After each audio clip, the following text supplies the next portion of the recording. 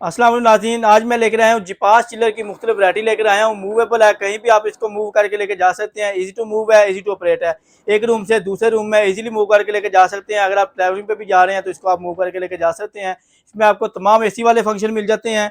Ioniser का option मिल जाता है, रूम में स्मेल नहीं करते, हपस नहीं करते। यहाँ से इसकी कूलिंग आती है। फ्रंट पे इसके आपको ग्लास मिल जाता है, ग्लास मॉडल के साथ है, जिस तरह फ्रिज के आगे ग्लास लगा होता है।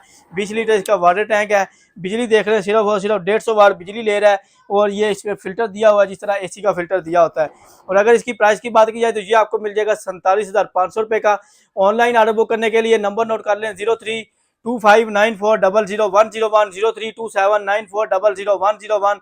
और इसके बाद आपको मिल जाएगा, अगर आपने शॉप विजिट करनी है, इस्लामाबाद, सियालकोट और लाहौर में हमारी ब्रांचेज हैं। लाहौर जौहर टाउन, जीवन मार्केट, गवर्नमेंट बैंक से पहले ब्लू कलर का शाहिद प्लाजा है, उसके अंदर ग्राउंड फ्लोर के ऊपर 11 नंबर शॉप है। इस्लामाबाद जिला और मरकज में अल गफ्फार शॉपिंग मॉल की बेसमेंट में 18 नंबर शॉप है। और सियालकोट में सिटी बाजार प्लाजा के अंदर 188 नंबर शॉप है, शाह फटे के पास।